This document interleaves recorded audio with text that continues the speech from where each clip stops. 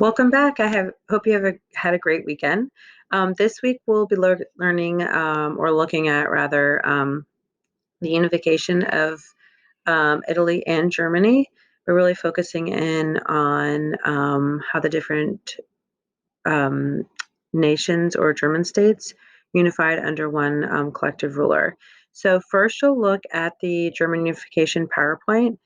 You'll go through it just like our previous PowerPoint and take notes. Now, you have read about some of this information in your textbook, so you will have some chapter notes on this.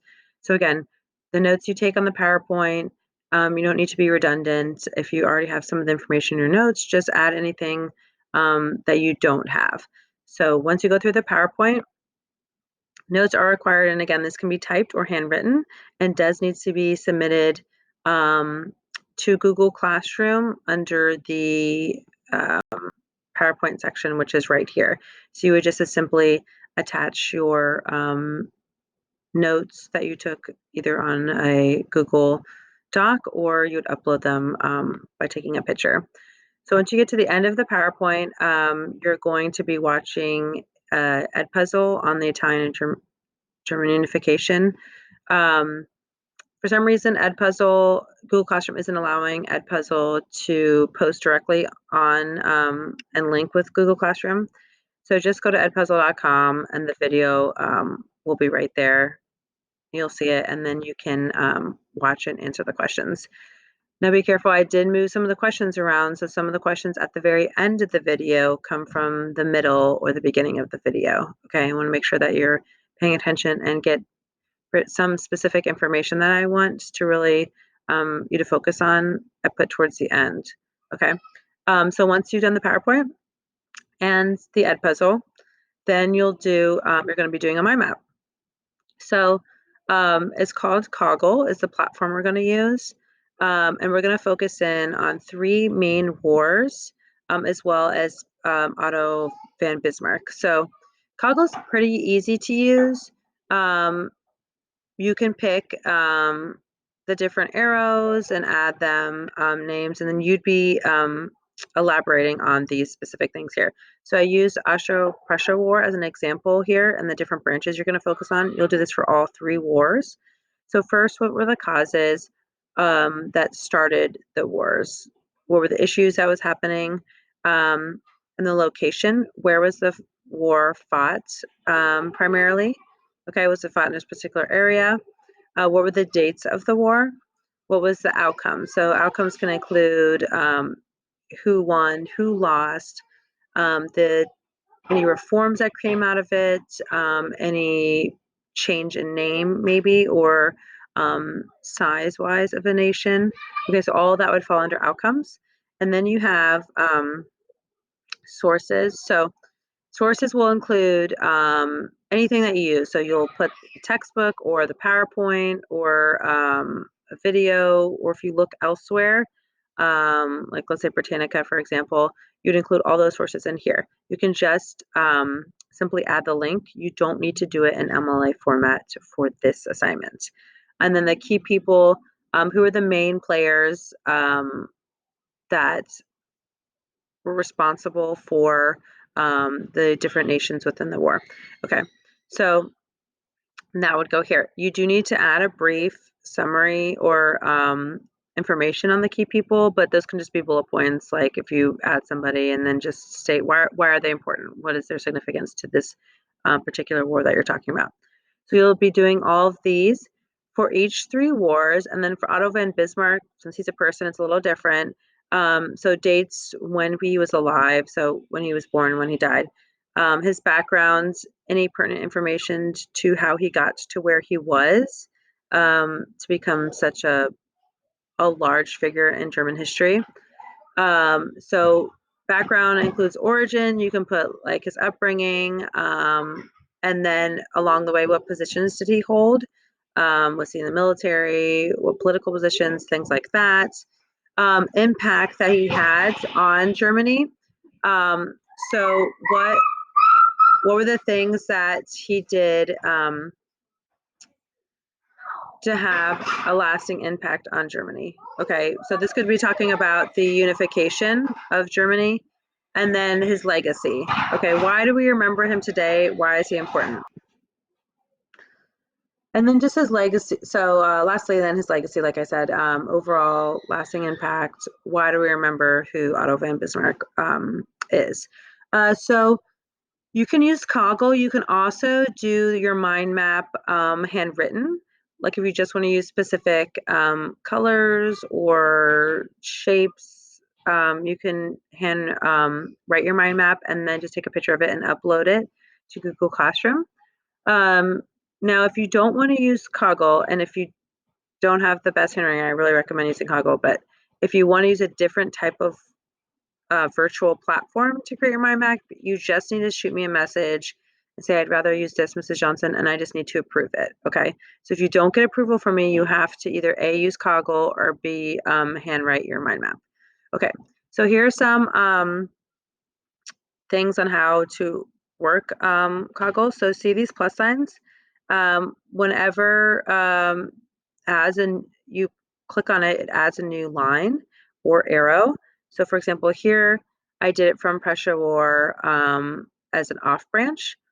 So we would, you can add in a link here. You can also add in an image.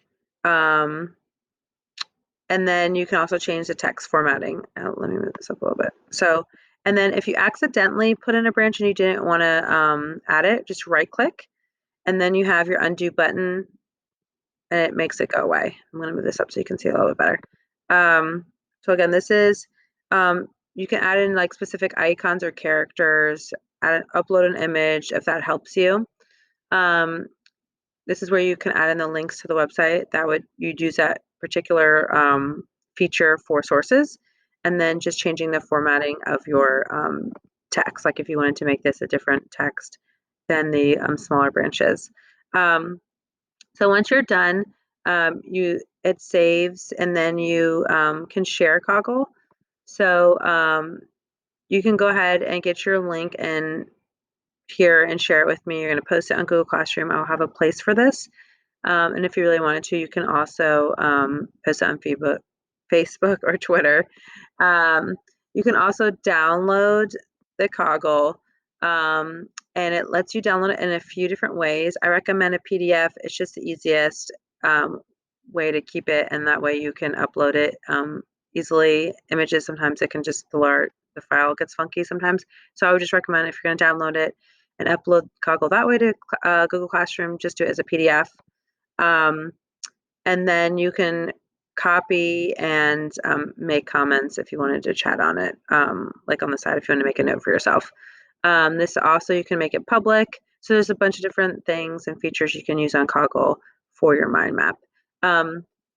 So for this week, these are all due. I have, if you go to the pacing guide, let me just refresh it.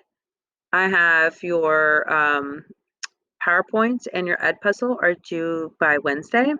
Remember 9 p.m. because that's the deadline time period for the distance learning. And then your mind map, let me scroll down.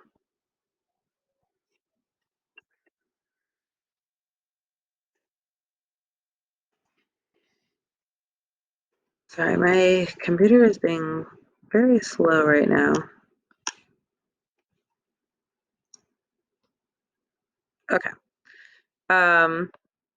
So I'll try to keep the pacing guide up to date. So for some reason, if you're just lost on where we are for the week, you can just come look here.